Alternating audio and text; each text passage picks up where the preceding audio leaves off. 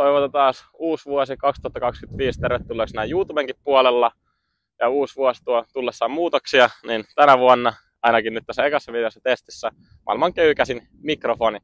Mulla on näitä toinenkin, eli mikäli koen, että tämä audio kuulostaa ihan hyvältä, voitte myös kommentoida, että onko puhelimen mikki parempi mitä tää. Niin voidaan jatkossa kuvailla haastetta ynnä muuta, mihin ehkä sitten tarvetta saada audio, ei tarvitse sitten pelkästään tukeutua tämän kameran mikki. Uusi vuosi tuonut tullessaan Friva-maailmassakin paljon muutoksia. Aikataulua julkaistu ensi kaudelle kisakautta varten. Voidaan sitä vähän käydä läpi.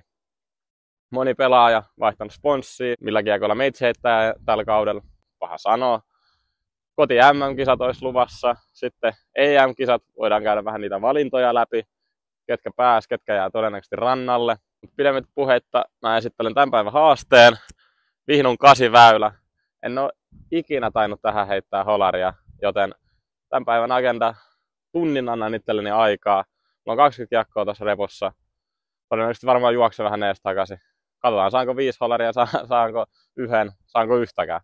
Nähdään tunnin sisällä ja samalla höpötellään vähän tulevasta kaudesta ja millaisia tavoitteita ja miltä mun ensi vuosi näyttää Friva-radoilla.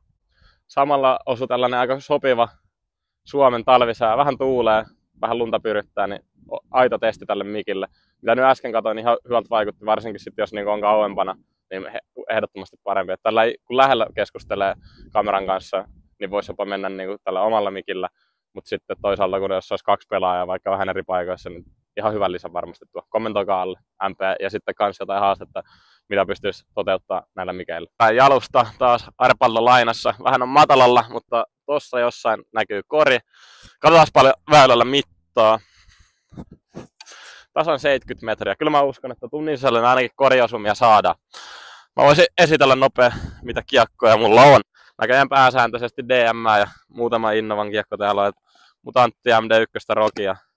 1 Pyrokit täällä MVPltä. Sitten on pari driveri, midejä käytännössä niin pelkästään, muutama putteri kanssa. Sitten onneksi otin pyyhkeen mukaan, kun vaikka on pakkasta, niin ehkä vähän tarttuu. Tavoitteena voisi kans olla, että ei yhtään kiekkoa hukkuisi. Päivän eka heitto.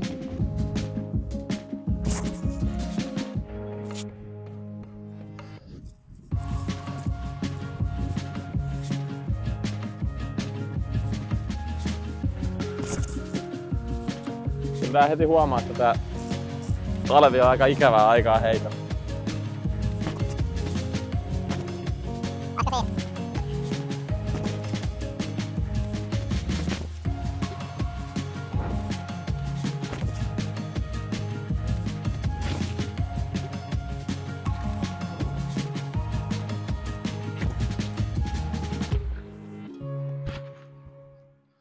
Eka setti takana ja voi jo tässä vaiheessa melkein luvata, että tänään ei kyllä tule houlia, kun joutuu vähän kuivailemaan näitä kiekkoja, että voi mennä aika paljon siihen, kun heti ton niinku eka heiton jälkeen kaikissa käytännössä kiekoissa, kun ei ollut ulkona viilentymässä. Se on muuten tommonen pro-tippi, jos käy talvella pelailemassa ulkona, niin laittaa vähän ennen kuin lähtee radalle, niin ulos kiekot, niin ei niinku lumi tarrannut kiekkoihin, koska nyt näissä on tällainen pieni jääkerros tässä päällä.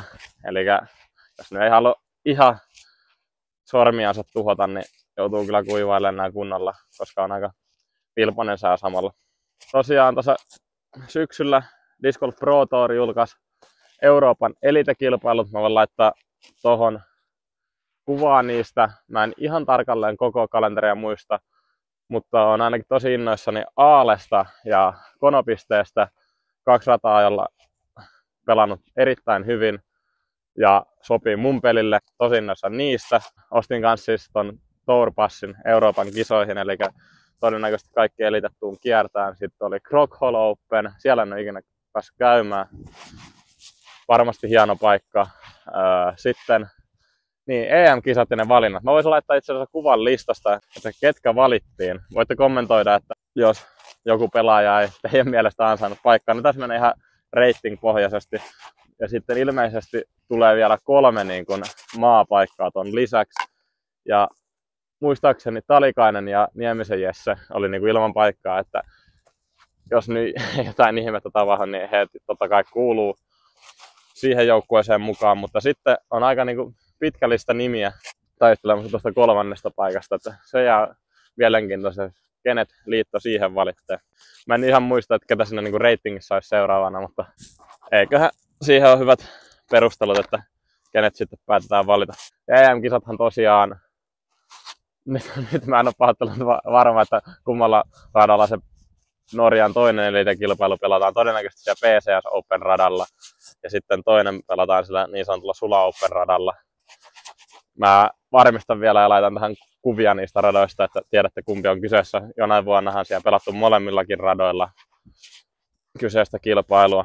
Edeltävällä kerralla kun kävin Norjassa, kotiin tuomisina oli missattu rahas ja aika huono reitin keskari, että ainakin se niin kuin on tavoitteena pistää paremmaksi. Ja EM-kisat kerran 2 vuodessa. Ja eihän sitä ikinä tiedä, että milloin pelaa viimeiset EM-kisat, koska sinne ei vaan niin kuin mennä. Että sinne tullaan valituksi, niin ainutkertaisia saumoja ja pitää ottaa kaikki hyöty siitä irti. Sitten varmaan kaikille suomalaisille ja miksei myös eurooppalaisille freebaajille, niin todennäköisesti niin kuin melkein urankohokohta MM-kisat Suomessa ja vielä omalla niin kuin kotipaikkakunnalla Tampereella ja Nokialla. Sinänsä ei nyt vaikka hirveästi eroa viime vuodesta ja European Openista, kun pelattiin kumpaakin rataa, mutta varmasti niin kuin koko luokaltaan ihan eri tason kekkerit. Sitä jotain uutisista luinkin, niin yli 150 tonnilla on lippuja myyty, eli tässä vaiheessa jo sitten odotettua paremmin myynti sujunut. En malta odottaa, että sitten kun kisat lähestyy, niin millainen fribapehinä saadaan tännekin päin sitten aikaiseksi.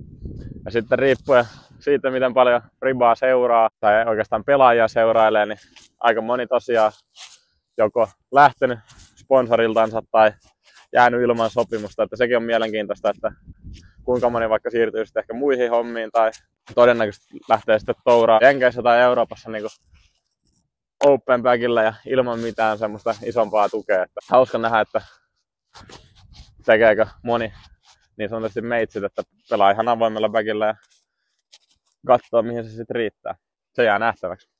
Ja sitten varmaan kun laitoin sen kiertueaikataulun tohon, niin siinähän tietenkin jää paljon aukkoja. Mielenkiintoista on ollut seurata kanssa kun Digy, eli siis Brodigi, ihan oikeutetustikin saanut aika paljon rapaa niskaan tuosta Suomen Pro Tourin järjestämisestä ja sen niin kuin, tai no enemmänkin sen järjestämättömyydestä, että mennyt aika paljon noiden talkoolaista ja seuran niin kuin kontolle, että miten hyvin kukin osakilpailu on sitä järjestetty. Paljon ei ilmeisesti ollut myös jotain sopimusrikkomuksia ja sellaisia, ei mulla ei tietenkään ole mitään tarkempaa tietoa, mutta paljon järjestäjiltä on tullut huhuja, että eikä siis ihan pelkkiä huhujakaan, että ei ole niin kuin halukkuutta järjestää ainakaan, jos Prodigi on kiertueen pääsponsori. Mielenkiinnolla odotan kanssa, että tuleeko vaikka Suomeen tänä vuonna Pro Touria, koska ehdottomasti sillä olisi kysyntää ja paljon viikonloppuja, vaikka Suomen kesässä niitä ei ole niin paljon, niin kyllä siellä tilaa on niin kuin kalenterissa. Että jos menee liian myöhään sen kilpailukalenterin rakentaminen, kaikki halukkaat ei ehkä pääsekään kisoihin, kun on järjestellyt sitten muuta, että pitäisi kyllä kohta puolella jo saada niin kuin semmoinen jonkinlainen edesarvio, että missä paikkakunnilla kisaltaisiin, että sinne saisi sitten parhaat mahdolliset pelaajat taistelee toisia parhaita pelaajia vastaan niin kuin Suomen tasolla. Toinen setti käyntiin, ainakin näyttäisi vielä oleva mikissä akkua.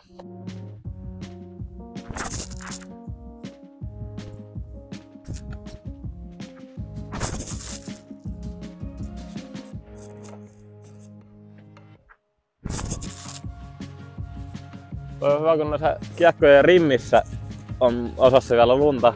En illekkaisesti ole kokeillut kautta huomannut tai kautta tiedä. Niin jos kiekossa on mutaa tai vettä tai lunta tuo rimmissä, niin jostain sitä kiekko käyttäytyy alivakaammin kautta epävakaammin ehkä enemmän.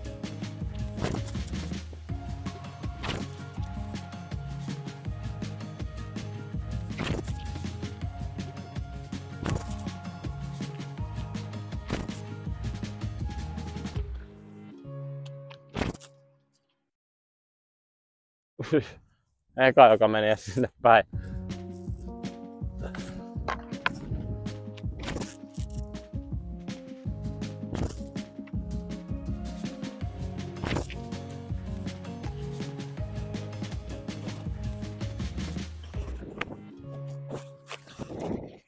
Tää on pieni suunnitelmien muutos tähän väliin. Hyvin alkoi tuulee. Näkee, kestääkö mikki tämmöistä tuulta. Että kuvataan tää haaste joskus toiste, koska kyllä tunnissa pitäisi niinku onnistua heittää houli, mutta tässä kelissä ehkä sitten vähän keväämällä, tai kun ei ole näin kylmä, lunta ei tarvitsisi noihin kiekkoihin, niin onnistuisi vähän paremmin. Että tuohon kuvaamiseen meni ihan liikaa aikaa, että nyt heitin 40 heittoa niin varmaan jossain 20 minuutissa. Samalla kun tietenkin aikaa meni toki tuohon höpöttelyynkin. Mutta ei ihan ideaali. Mutta ei anneta sen pilata tätä videoa. Tuli ihan hyvä kokeilu, että miten tämä mikki toimii. Ja heittäkää toki kommentteihin, että millaista sisältöä näillä voisi sitten kuvailla. Ja kanssa ehkä, että kuka voisi olla se seuraava suomalainen Niklas Anttila tai Väinö Mäkelä. Että nyt ei ole omasta mielestä ehkä pariin vuoteen tullut ketään, niin kuin, toki on tullut niin kuin uusia pelaajia, mutta semmoista, joka on ihan täysin breikannut. Ja nyt varsinkin, kun on koti MM-kisat, niin mä uskon, että moni junnu on laittanut tunteja sisään ja ottaa sen seuraavan stepin ja nousee sinne 1020, ehkä jopa 1030 rating-tasolle, että siellä on niin kuin aika harva pelaaja Suomessa tällä hetkellä. Toki eihän massakaan ne ole ihan liikaa, mutta ketä ne voisi olla, kommentoikaa alle. Ja sitten viimeisenä kanssa, jos te olette seurannut, mitä luulette, että jos Ken Klimo siirtyy Discraftille? Mä en ole ihan varma, että onko se vielä niinku konfirmattu, mutta ilmeisesti tällaisia huhuja on liikkunut, ainakin lähti Innovalta. Niin uskotteko, että palaa ns. Vähän kisakentille? Ilmeisesti lonkka tai polvi tai joku ei ehkä kestä pelaamista, mutta omasta mielestä ainakin aika siistiä, että viime vuonna USDGC:ssä pääsin hänet näkeen. Itse asiassa heitin tuossa vitosväylällä kiekon jonkkaan, niin sitten Klimo Kepin kanssa siellä heitsin pannua, kalasteli. Siisti saada niin kuin lajilegenda mukaan, ehkä enemmän skeneen, koska on ollut nyt parikymmentä vuotta melkein on sillä vähän pimennossa, ei niin paljon mukana. Nyt viime aikoina toki ollut kommentaattorina noissa Legend Skins-matcheissa, mutta uskotteko, että tulee enemmän pyöriin piireissä, mutta kuitenkin hieno saada hänetkin lajin pariin mukaan paremmin. Ja sitten viimeisenä vielä, löytyisikö kiinnostusta, jos kuvaisin uuden juoksen 100 haasteen tällä kertaa ehdottomasti sisällä. Sitten voisi hommaa jonkun kameramieheksi siihen kuvaileen, että saadaan taltioitua juoksusta enemmän pätkiä ja mietteitä. Ja toivottavasti vähän parempi aikakin juoksemalla koko matka ja vähän ehkä valmistautumallakin paremminkin. Se olisi vuosi käynnistetty täällä YouTubenkin puolella.